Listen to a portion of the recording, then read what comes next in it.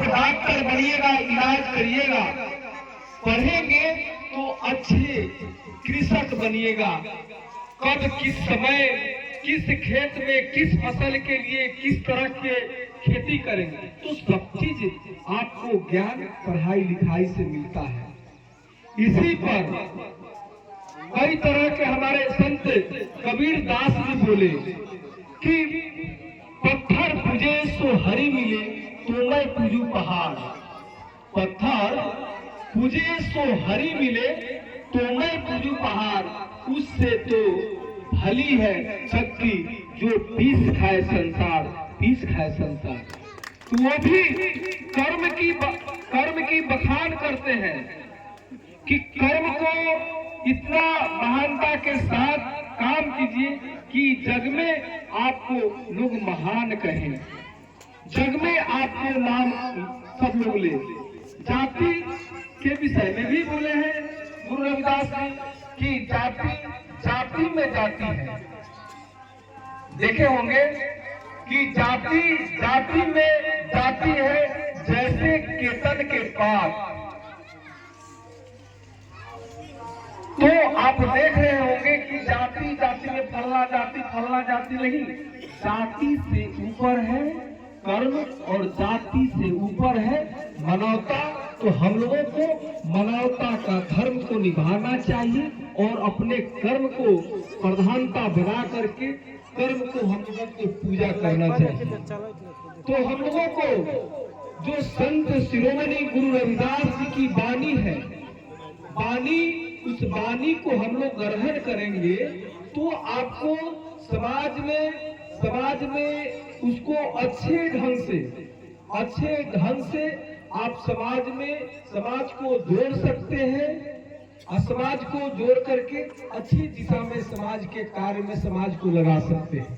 तो हम लोगों को संत शिरोमणि गुरु रविदास जी की वचन से, संत शिरोमणि गुरु रविदास जी के वाणी से सीखने की जरूरत है कि उस वक्त इतना जाति प्रथा था। उस वक्त भी हमारे संत शिरोमणि गुरु रविदास जी ने उस वक्त पाखंड को विरोध करके और मानवता का पाठ पढ़ाने वाले संतों की संत कोई है तो संत शिरोमणि गुरु रविदास जी है। तो हम लोगों को हमेशा समस्याएं तो आती है, उसको एकजुटता के साथ हम लोगों को विचार करके उस समस्याओं को हल भी करना है। ऐसा नहीं कि मैं कोई गैर हूं और आपके लिए अच्छा नहीं सोचता हूं और आपके लिए संघर्ष नहीं करता हूं, आपके लिए प्रयास नहीं करता हूं।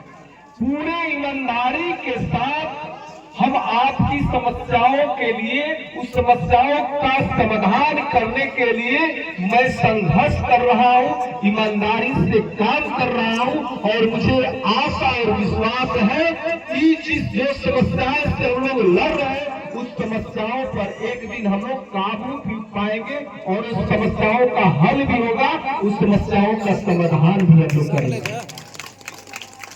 परेशानी तो है, कुछ अपने ही लोग जो है मार्ग रास्ता गलत बता देने की वजह से थोड़ी सी परेशानी बढ़ी, लेकिन हम आपके हैं और आपका है और आपकी समस्याओं को भली भांति समझ रहे हैं।